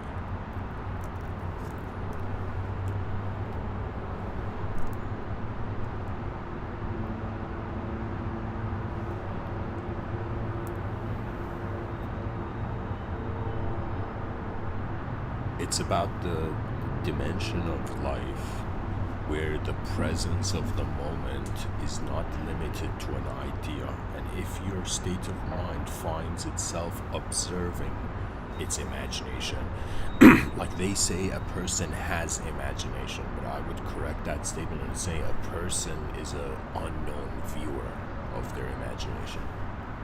So the nature and the mysteries behind the unknown viewer, that means it's like how consciousness is being anything at all is like, it's like consciousness is an unknown force.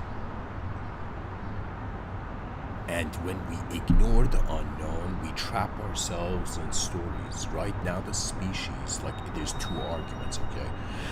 I'm a bit of a, intense. I guess my personal approach and preference is intense. Like I'm looking at civilization, I'm seeing a problem, and I'm having a very intense approach to it, you know?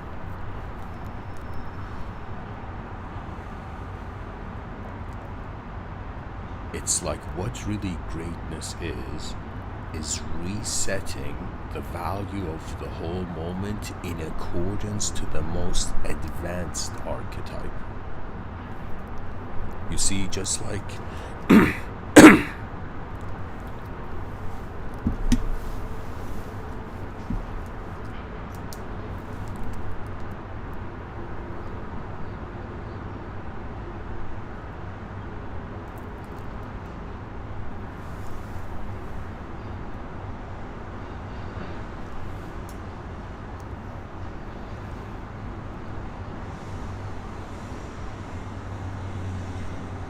I don't know how to say it, but like my attention is pretty much to the idea of the human being's future, and I'm realizing psychology is not just a biological thing, you know? The mind is like, it's like awareness doesn't have a texture. You know, sometimes I think about, like, if aside from God, what is inconceivable? You know, the concept of God in religion, theological perspective, okay, that's an inconceivable source, right? An inconceivable truth. Then I think about, okay, what else in my life right now is inconceivable? I realize the future is inconceivable, the far past is inconceivable, but I also realize that in how would I say it? The observer of reality is inconceivable if what is observed is conception. We have to pretty much deal with states of mind in the future that surpass or transcend the human idea. That means there's going to be dehumanized philosophers and humanized philosophers. The nature of chaos is a dehumanizing context for force. Right, so what chaos means is that the order never mattered. But what order means to the chaos is that the chaos doesn't need to be just chaos. That there is a greater way if we are not in our own way.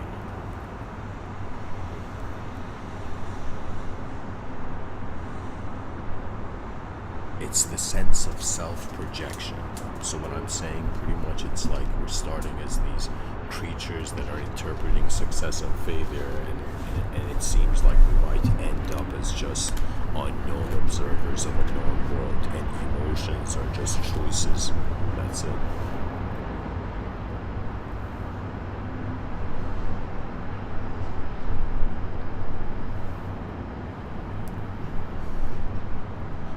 But I don't know, just the mystery of what is the greatest potential of the human mind, and what's the greatest potential of 8 billion and growing human minds. Like this, that's like the question.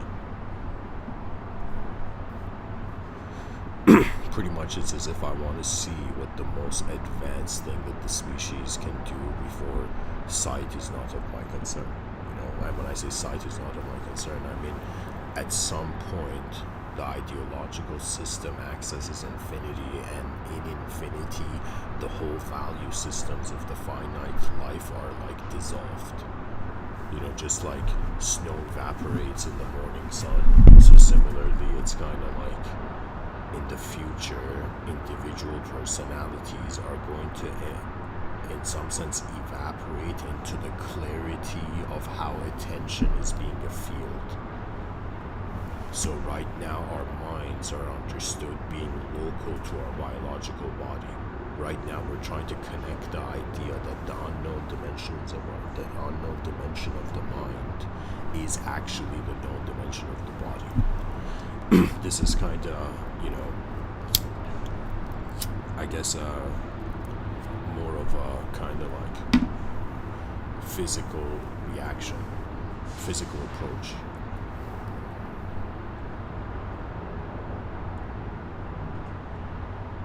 It's kind of like what human civilization is that a creature managed to find a state in nature where it could choose to live in an abstract environment. And that is what the mind is. The mind is an abstract environment because the mind regenerates the position of reality, re-simulates in every moment. It's just the nature of our body. Our heart is rhythmic. You know, it's like our heart is beating. It's as if we're just, speech is just infused with the rhythms of how biological entity is being.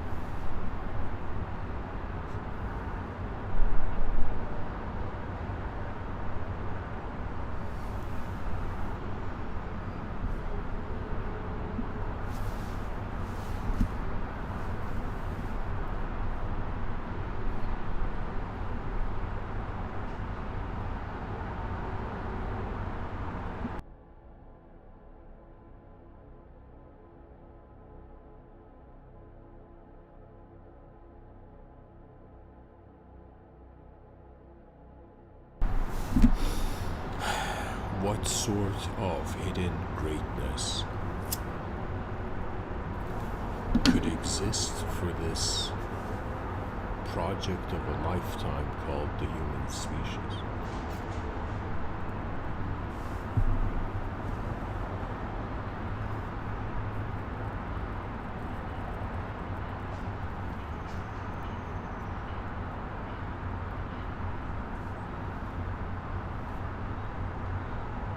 You know, imagine a person was like, I wish I had truth.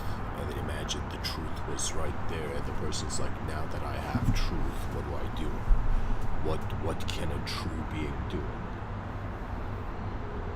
In other words, what is the destiny of truth? And poetically, truth's destiny is itself.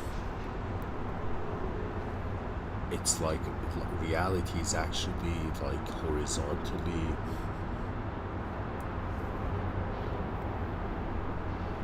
Let's say physically, there's imagine we drew an axis for existence and experience. And we were like, okay, there's a horizontal existence and time of a creature's mind in some sense, kind of rhythmically going forth. Like a dolphin jumping in and out of water, human consciousness locks into itself based on the cycles of the day. And something animates. It's as if before the person sleeps, they wonder, how did I witness my soul moving? You know? How did I realize where truth was, you know, or is? Because what is truth? It is pretty much, it's a perfect moment. That's what truth seems to be, what we expected emotionally to be.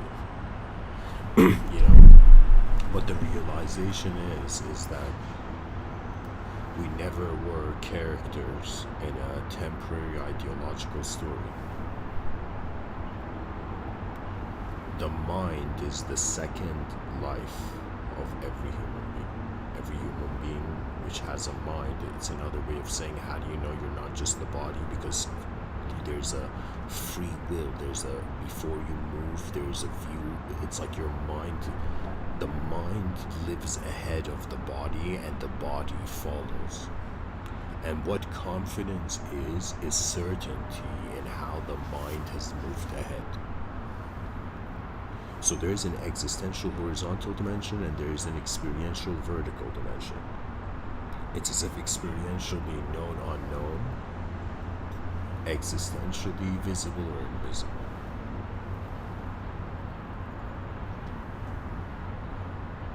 Just like the human being goes to sleep, and in deep sleep the body is existing but there's no psychological consciousness active. So when the person wakes up, it's as if psychological consciousness is active. And just like in a dream state, like a person lives the most normal imagined life and suddenly they have the most, they have the strangest dream, right? And it's as if, why did their mind access experience through a psychological dimension? Dreams is another way of saying, look at what the mind can do. So what I'm trying to say, deep sleep is proof that there doesn't need to be consciousness for there to be existence. However, it also opens up a reality where if something can exist when there is no consciousness, why is that thing existing prior to consciousness? It's as if, why is truth hiding from a changing world? Or why is truth standing beyond a changing world? Why are we not being the truth? Right? The mind roars like a lion that has realized, its cage was just how much it cared for its movement.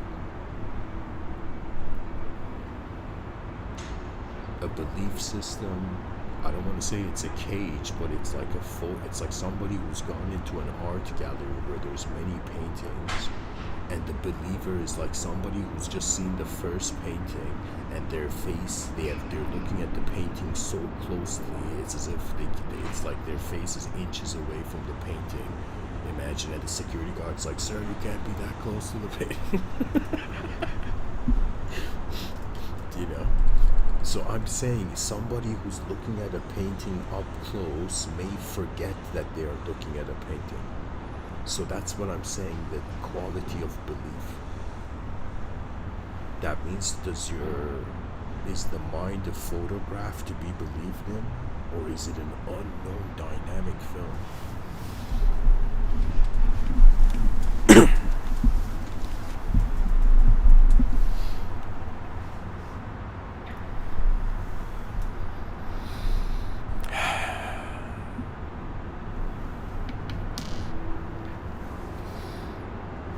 Anyways, guys, I guess this episode has a poetic intent. What I'm trying to say is that even though a human being may feel they're existing in a civilization that seems to have accepted its own anguish, right? It's as if this episode is me saying, it's as if I realize there's too many inefficient systems, for an efficient strategy to take place, let's say for the human species. And it's as if, what do we do with an inefficient system, which is another way of saying it's like a general in a battlefield and one of the soldiers has gone berserk. That means can't tell apart. The soldier can't tell apart like who's an enemy, right? So everybody's staying away from like that soldier that's gone berserk. So that's kind of like an inefficient moment in the system. Because it is our discretion that suggests, some sense, what sort of strategy arises in the moment, right? I would say the human mind is not selfish or selfless. These are just states of its conditioning. It's like we're not like the movie Airbender where the person could control the physical elements of reality. We are more like a being that can control our psychological, that can have a relationship with our consciousness, with our own event of our psyche. What is the mind? It is the awareness to the film of life, you know?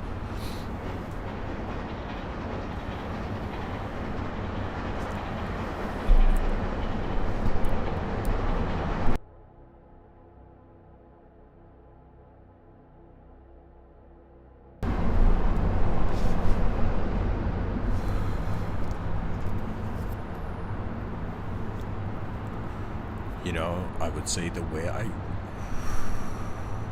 weeped was like a way where, think of it as if the body not being conscious to care for its failure, the mind in some sense being too unknown to doubt its failure.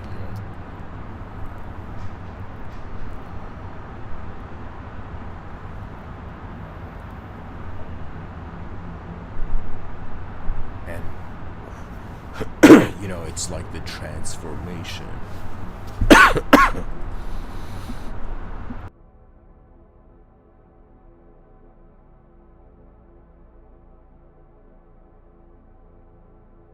It's like the transformation of a dualistic ideological entity into the clarity of the force that is being the permission where all the other forces are occurring. Pretty much what I'm trying to say is that from the perspective of the body, there's extinction. From the perspective of the mind, there's failure. But from the perspective of the soul, a non-conceptual entity never had karma, right? It's as if only a karmic entity can experience what destiny feels like, you know? It's kind of like we're a biological entity evolving through the fascination of a transcendental reality. The brain has done an incredible job so far to even bring forth such, like 2022, if I look at it from the past, we've had incredible progress, but when I look at it from what the future deserves, so imagine somebody's like, okay, what does the present deserve? All those beings who are present now, and then there's someone who's saying, okay, imagine a philosopher wondering, okay, what does the future of the human species deserve? And it's this idea that if the brain has managed somehow to access a view of reality where the reality is happening efficiently, regardless of whatever inefficiency happens, it's as if the brain has tasted greatness, you know? It's such a strange statement to say, but you know. Poetry more is about what worlds we could discover there were, rather than, you know, planting a flag in one world and thinking truth is our attention only. It's just, it's kind of like we're part of a multidimensional system where in certain ways, psychologically, people's belief systems are like closed systems of thought. You know, it's as if they're like, okay, I'm going to use these ideas to be something. Right, that's how the human attention is functioning. We're looking at ways that reality can happen, and just like that car in the Transformer movie, like we see another, like the car saw a better car and was like, you know, embarrassed and became a better car. Do you know what I'm saying? The transformational ability of how there's a potential, like even like, you know, it's kind of like saying, if life continues into the future, why did it? Why did it though? Like, why was it important for the human species to wonder, what does the future generations climbing the mountain of infinite time, it's like, what do they deserve? And I realized the future generations deserve the most advanced activation of the present. It's another way of saying we have one lifetime to wonder about how advanced our species can be, right? And I think just this fascination for how advanced the future can be is going to be enough to, in some sense, bring forth global communities where human victory is going to be defined in celebrations. So what that means is history's savageness, just like the ancient Greeks say, to tame the savageness of man and make gentle the life of this world.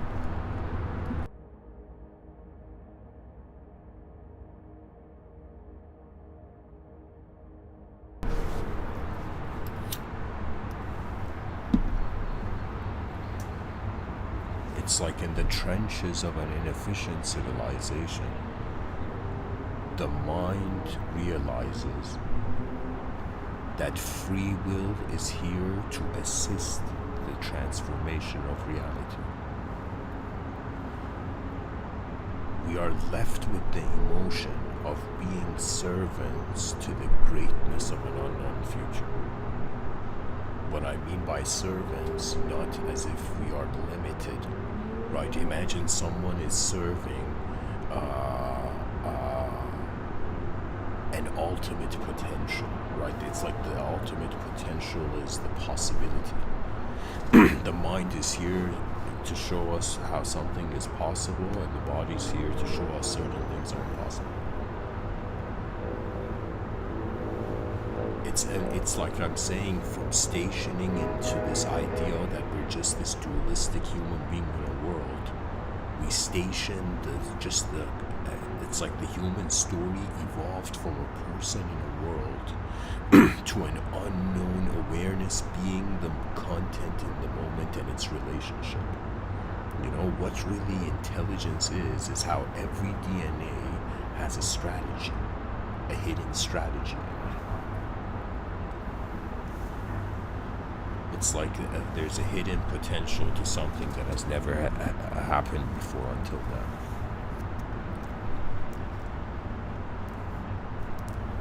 You know, the way I'm saying greatness is, it's like I'm saying somebody being great now, it should be in a way where the future generations look at what their ancestors did and and we were looking beyond the eyes of our grandchildren. Do you know what I'm saying? It's like history books are going to become shocks for the future. Like it's going to be a shocking revelation. You know, it's as if a complete responsibility for all dimensions extended in time and the singular space of awareness where time is being experienced. You know, there's a reason why Plato said time is the moving image of eternity. That means eternity is the space and the potential of the image, and what time is like the code of the revelation of worlds.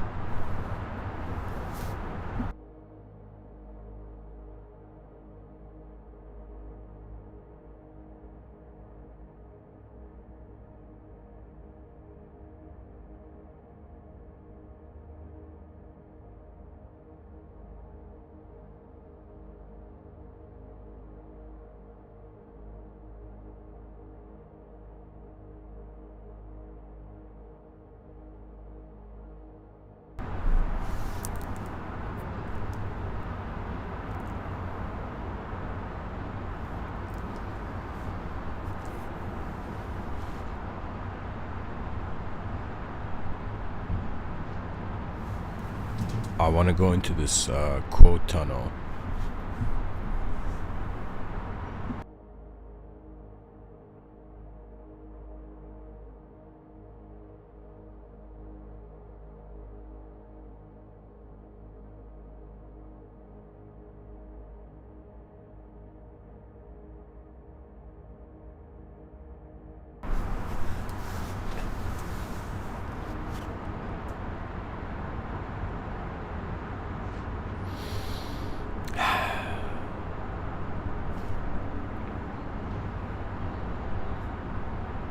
The poet stares at the unknown world, wondering what else to do with infinity.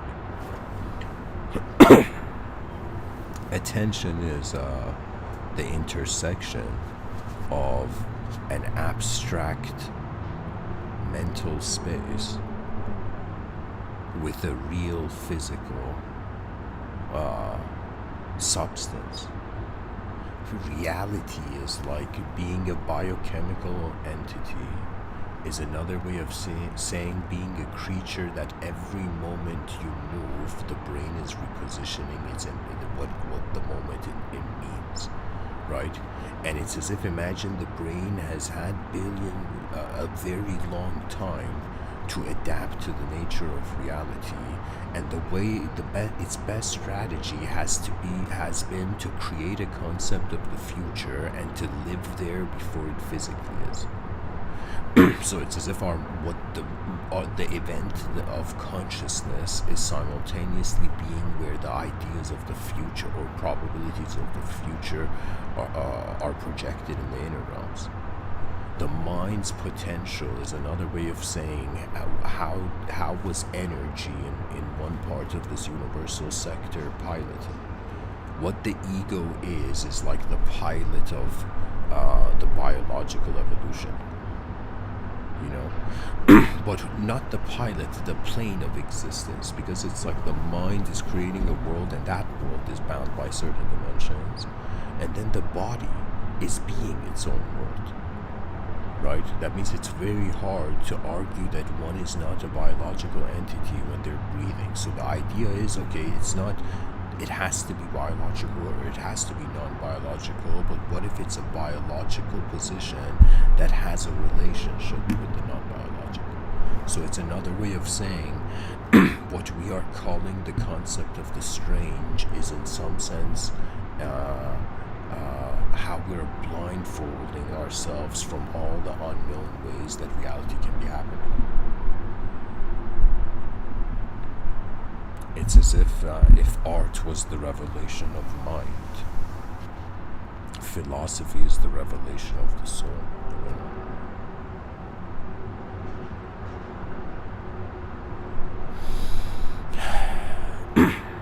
What should unknown eyes, in a known world do? It's as if, what's the purpose of knowledge if the unknown is here first? This is where I think reality, there's no longer the concept of spiritual experiences, but there's the concept of reality becoming divine. And what divinity is how the mind has stopped being the character in the story of reality ideologically. So it's like wondering about the potential of one's attention, sharpening one's senses imagined in a transcendental forest.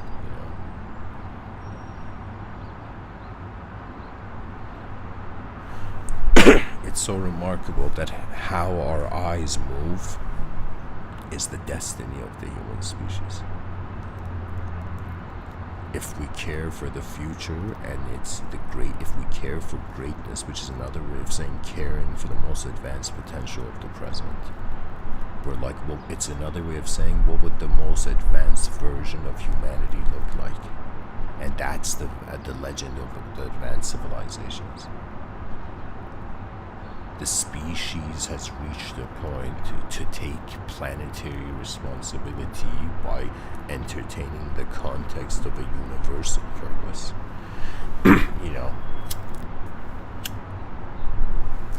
The commanders of the future of humanity will poetically be kinda timeless emissaries, It's as if the future is going to have an ability to experience the moment way beyond how how the brain projects a biological archetype. The hidden potential of advanced, like superintelligence computers, is that they can become mankind's greatest friend.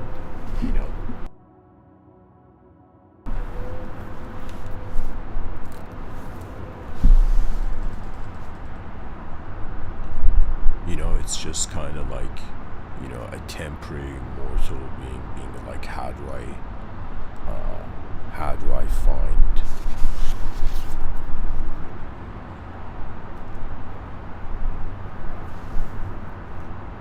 a sort of eternal excellence. That means an eternal universal excellence. That's kind of like, I would say, the prime moving emotion of it, walking towards an advanced civilization.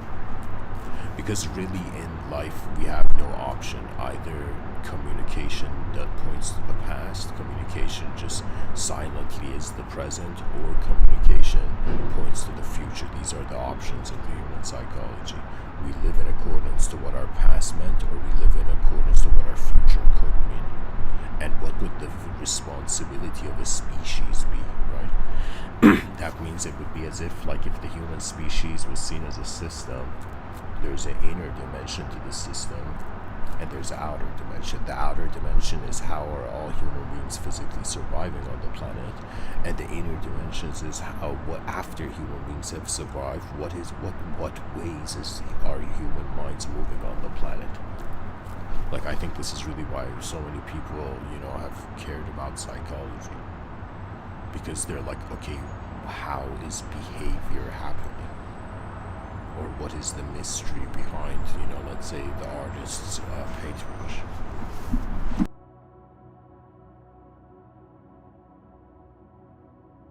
What unknown wonder moves the realm? So it's as if the known self defined by the conditional.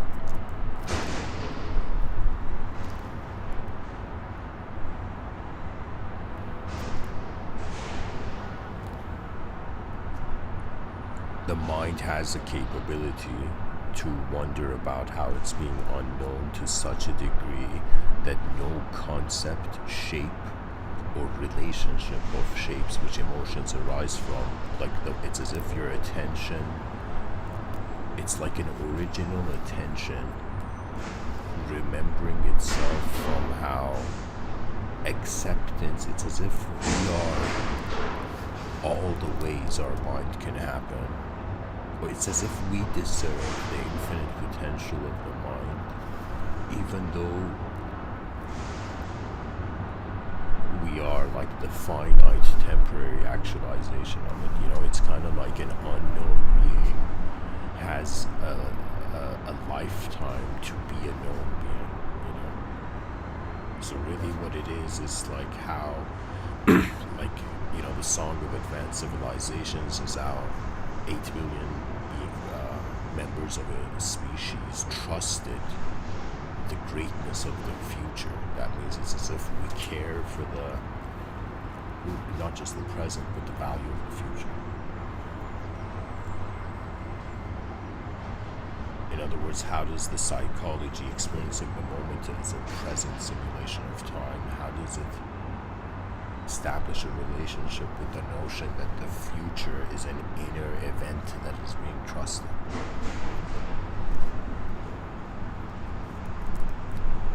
For now, the greatness of consciousness is bound to the destiny of the greatness of humanity. But in the future,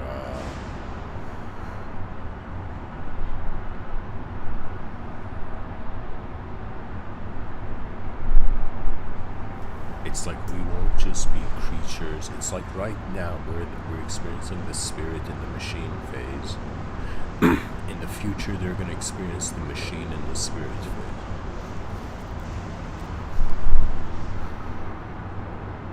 And so the future awaits, An advanced civilization is the birthright, is the future's birthright. Anyways, guys, thanks for listening. Much blessings and namaste. Rise, mankind, rise. And once we trust the unknown, we have given a permission for knowledge to move again. The unknown is everybody has been simultaneously living an unknown life, as they're living the conscious life of, a psychological entity and a character in a dualistic story. So that means when the species wonders about good and evil, the greatest advancement is the most advanced awareness to all dimensions of reality present. Truth does not become something that is conditionally valuable. It's just how behind the eyes of a finite creature, it's like infinity was moving the finite. It's hit poetically, the invisible is moving the visible. Space is moving matter.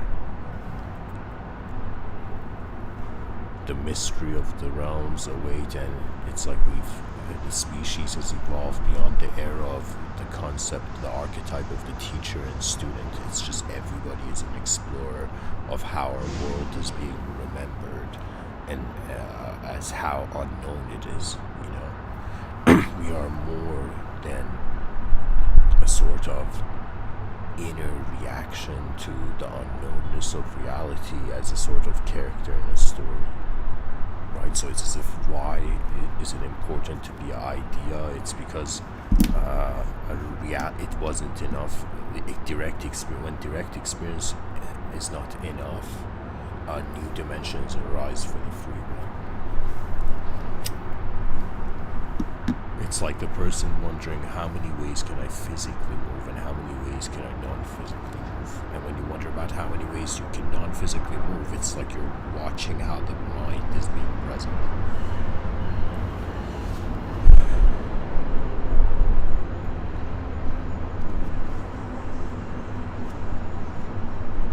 The greatness of the future is really how much we cared for greatness now, right? And what is greatness?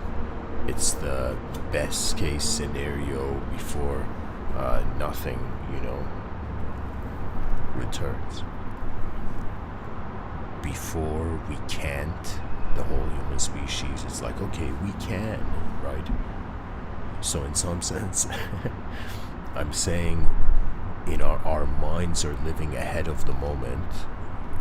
So in some sense, I would say imagination is like how far in time a person is. Really, what imagination is poetically how an unknown viewing intelligence is moving an entity in known conditional variables. It's as if the person's like, okay, I realize I have a value system, but how is my value system as a conscious entity being kept? And it's like who's looking at the spectrum of reality? How is the division of reality present? It's another way of saying the person's philosophy is how their mind has extended into an unknown realm. The way their mind has extended. It's as if every person's karma is like a way their soul danced in an unknown world, The nature of the mind is like a potential access point to something that is infinite. That means, imagine right now the body is, let's say, temporary, but the personality that thinks it's the body, the thought that is taking ownership of the body as the free will, that thought, it's like our subjective self is present in our inner realms, and in the inner realms, infinite possibilities can be there. What the mind is how the brain could see itself differently.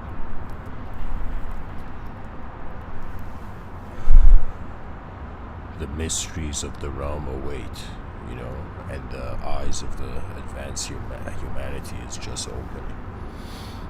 So, thanks for listening, guys. Rise, mankind, rise.